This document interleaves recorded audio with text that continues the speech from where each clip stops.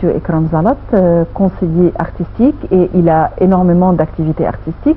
Donc Monsieur Ekram Zalat, bonsoir. Bonsoir madame. Je vous laisse le soin de vous présenter à notre public. Vous êtes acteur, vous êtes designer, vous êtes concerné par l'art. On aimerait vous connaître de plus près. Voilà, moi je suis né en Égypte, par la suite j'ai continué mes études au Liban et j'ai terminé entre le Canada et l'Amérique. Mais disons que ma ligne de conduite depuis le début était l'art en général et la création en particulier.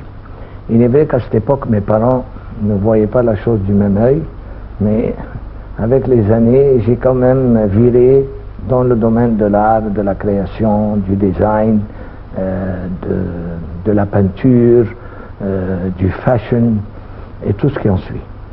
J'ai eu la chance, après avoir fini l'école en Égypte, donc mon enfance en Égypte, j'ai appris à avoir du cœur à l'égyptienne, ce qui est très important parce que c'est la base d'un être humain, c'est son cœur. Et donc de ce côté, je suis très égyptien.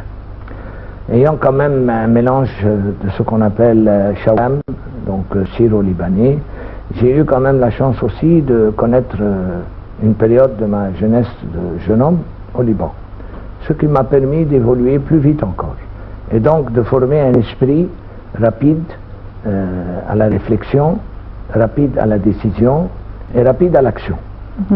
Suite à quoi je me suis trouvé vivre en France, en Europe, une même période en tant qu'homme. Donc c'est là où j'ai développé beaucoup la connaissance de l'art et j'ai développé beaucoup la connaissance de la création. Mais ma base a quand même été l'Égypte, parce que c'est à partir de l'Égypte que j'ai créé, c'est à partir de l'Égypte que j'ai fabriqué, c'est à partir de l'Égypte que j'ai exporté. Et c'est toujours dans le domaine de la création avec une touche créative artistique. Les années m'ont permis de me rendre compte que j'avais quand même certains avantages, certains atouts, à savoir mon charisme, à savoir mon caractère, à savoir ma présence, à savoir mes connaissances, mes expériences. Et c'est comme ça que je suis rentré aussi dans le cinéma. Et c'était à mon retour de la France dans les années 2000. Et je me suis lancé dans le cinéma tout en gardant mes activités de création et d'art. Dans le cinéma, dans quel cinéma, dans quel pays? Alors je suis rentré dans le cinéma égyptien pour commencer, mais j'ai joué surtout des rôles d'étrangers, des petits rôles. Mais il faut dire que dans mes petits rôles, c'était très important que je puisse parler les langues en conséquence du rôle. Ce qui fait que j'ai parlé dans des rôles français, dans des rôles anglais, dans des rôles italiens et dans des rôles l'arabo-libano-égyptiens. Et ça, c'était dans quel film? Ça, c'est le premier film que j'ai joué quand je suis revenu de la France. C'était dans les années 2001, Burkan al-Ghatab. J'ai joué le rôle du baron de la mafia. J'ai toujours joué des rôles qui s'attribuent un peu à la mafia, qui s'attribuent un peu à la bande à gogo, etc. Bon, jusqu'à mon dernier film, où c'était un téléfilm qui était El Gamaa, la confrérie, où j'ai joué le rôle du président, directeur général de la compagnie de Canal de Suez, à l'époque des Français. Il faut dire qu'entre-temps, comme j'étais en Égypte, je voyageais beaucoup, je m'absentais quand même assez longtemps, puisque j'ai gardé un pied en France, j'ai gardé un pied au Liban, donc je vais et je viens, mais mon activité et ma résidence principale a été ces dernières 10 années l'Égypte. Je comprends tout à fait que toute cette formation a fait que vous avez été inspiré, vous avez eu l'idée grandiose de faire ce projet en France. On aimerait jeter la lumière sur votre grand projet. C'est ainsi que je suis rentré dans cette idée de projet, du fait que je vais souvent en France, du fait que j'assiste énormément entre l'Égypte et la France, et moins souvent au Liban, à beaucoup d'expositions. J'ai rencontré beaucoup d'artistes. Et j'ai ressenti énormément de ce qu'on appelle la sensation de ce monde,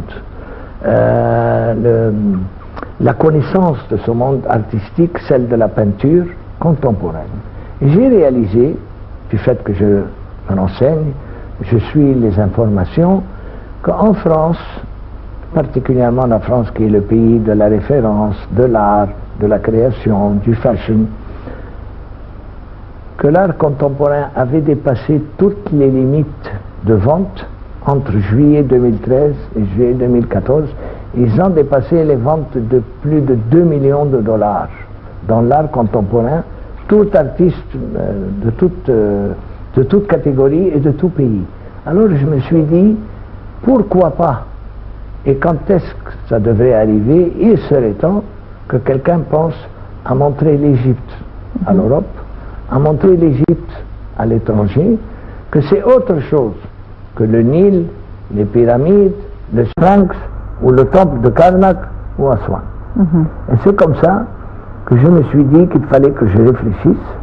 Et c'est comme ça que je me suis dit, connaissant beaucoup de peintres, assistant à beaucoup d'expositions, aussi bien en Égypte qu'en France, pourquoi ne pas trouver un link et créer une entité artistique contemporaine de nos peintres en Égypte, toutes catégories confondues, et envisager une exposition à un niveau culturel international en France, qui est quand même le pays de référence artistique pour l'Europe. Et qui sont ces peintres-là? Les grands, les jeunes? Voilà. Alors j'ai pensé qu'il fallait que je trouve comment constituer ce dossier, comment entreprendre cette affaire pour pouvoir réaliser ce projet. Et j'ai considéré qu'il fallait 2 étapes. Donc j'ai un peu pris l'idée comme un business, parce qu'il faut quand même un côté de structure et de construction. Effectivement. Bon. Alors j'ai commencé par aller voir les divers propriétaires des galeries que je connais en personne et qui me connaissent assez bien. J'ai discuté avec eux du projet, j'ai discuté avec eux de l'idée. Évidemment, j'ai eu une réaction très positive. J'ai eu une réaction très entreprenante, très encourageante. Ce qui m'a amené à devoir encore plus réfléchir et à devoir mieux encore prévoir comment réaliser et comment réussir cette opération.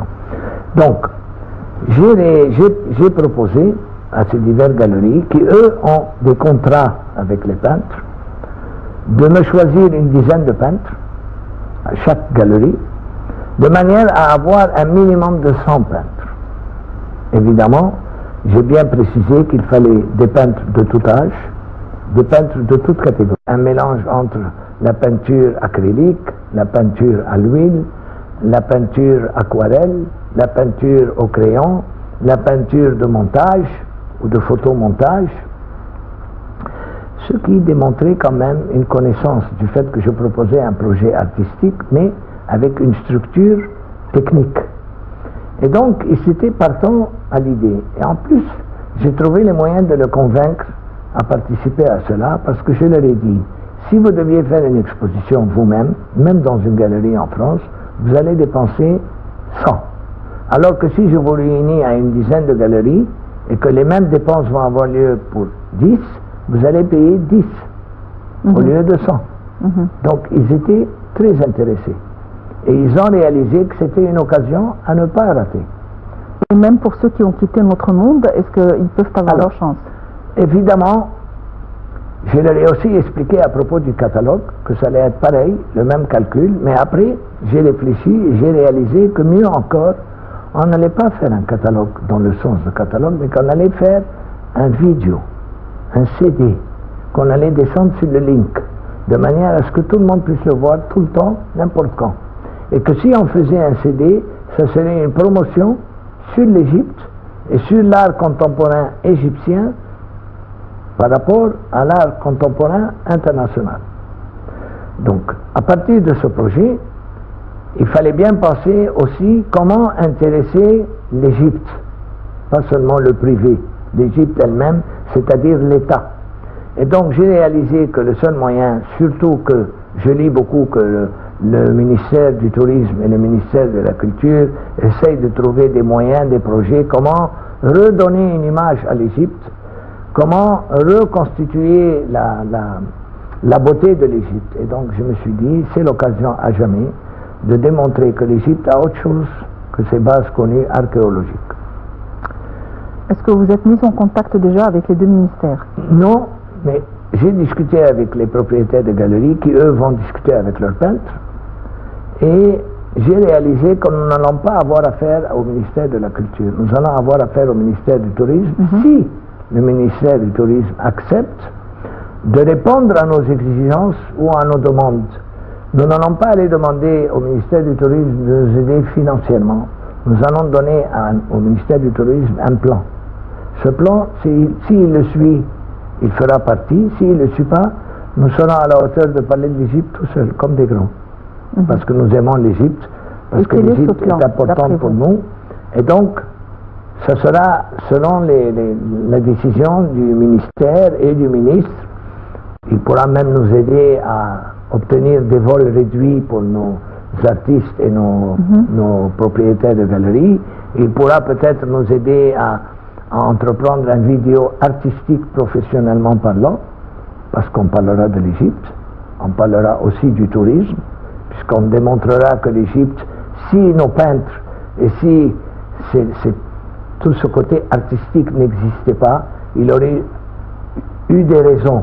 Ces raisons auraient été qu'il y a une instabilité, qu'on ne peut pas continuer. Or, jusqu'à présent, nous continuons, nous avons des expositions, nos peintres font des créations de thèmes, et donc ça veut dire que malgré tout ce qu'on a eu, tout ce qu'on a vécu, on continue à se développer. Nous avons juste quelques minutes pour savoir quelles sont vos exigences. Qu'est-ce que vous craignez auprès du ministère du Tourisme? Je crains qu'ils se veuillent rentrer dans le domaine en se mêlant de nos projets d'une manière de nous donner des directives. Et nous n'allons pas accepter des directives parce que ça c'est un côté artistique. Nous allons tout simplement créer une convergence avec le domaine touristique de manière à reconfirmer l'image de l'Égypte au niveau touristique, parce que nous, notre but, c'est au niveau artistique. Donc, nous allons joindre l'utile à l'agréable. Et d'après vous, ce projet nécessite combien de temps? Alors, nous, notre projet est prévu d'ici 1 an, et nous n'allons pas exposer dans une galerie, mais nous allons aller voir les ministères, je vais aller voir les ministères en France, et nous allons demander une exposition de 3 mois, et notre but n'est pas de faire des ventes. Notre but est de montrer au monde, à partir de la France, que l'Égypte a autre chose, que l'Égypte a des peintres contemporains, que l'Égypte a une connaissance artistique, que nos peintres ont un savoir qui dépasse les limites de ce qu'on peut considérer être l'Égypte ou le Moyen-Orient. Et donc, nous espérons que nous pourrions ou avoir une exposition au musée du Louvre, ou avoir une exposition au Grand Palais, ou peut-être au centre Beaubourg de Georges Pompidou. Si jamais nous n'arrivons pas à avoir satisfaction à ces points-là, nous avons quand même des espaces très connus en France qui sont assez grands pour avoir l'exposition de 100 peintres qui auront à peu près 500 à 700 peintures différentes de toutes les époques. Maintenant, nous allons complémenter cela, puisqu'il nous reste quelques minutes, par certains artistes qui ne sont plus, mais qui sont très connus, et que nous allons leur demander d'être nos invités d'honneur. Et nous allons exposer soit leur sculpture, soit leur peinture, mais qui sont très connus, qui vont être une grande référence pour nous, à savoir leur présence. Et si on nous autorise à faire des ventes, et pourquoi pas? Ça sera au profit de tout le monde. Nous avons juste une seconde. Quel titre donneriez-vous à cette exposition? Comment allez-vous la baptiser? Bon, pour le moment, je n'ai pas encore pris une décision, mais je vous avoue que je vais quand même y réfléchir et consulter les différents propriétaires des galeries, parce que je trouve que quand on travaille en équipe, on est beaucoup plus constructif. Très bien. Eh bien, Monsieur Ekram Zalad, vous êtes consultant artistique, vous avez un projet grandiose pour l'Égypte, pour exposer de 500 à 600 toiles pour les différents artistes égyptiens, parmi les jeunes, les contemporains et les grands. Et donc, c'est pour relater l'Égypte, pour donner une image réelle, culturelle de l'Égypte, comme vous l'aviez dit, outre les aspects typiques, qui ne sont pas vraiment bien commercialisés, si on peut le dire. Eh bien, je vous remercie d'avoir été avec nous aujourd'hui. C'est moi qui vous remercie personnellement et vous remercie au nom de l'Égypte de nous donner cette chance de pouvoir déjà parler de notre projet. Merci. Alors aujourd'hui, nous avions 2 volets, un concernant les universités et les petits actes de violence qui arrivent toujours de la part de quelques partisans de la confrérie. Et nous avons terminé en beauté en parlant d'art, d'exposition d'espoir et de l'Égypte, la grande Égypte que nous aimons. Merci de nous avoir suivis. Très bonne soirée à tous et à la prochaine.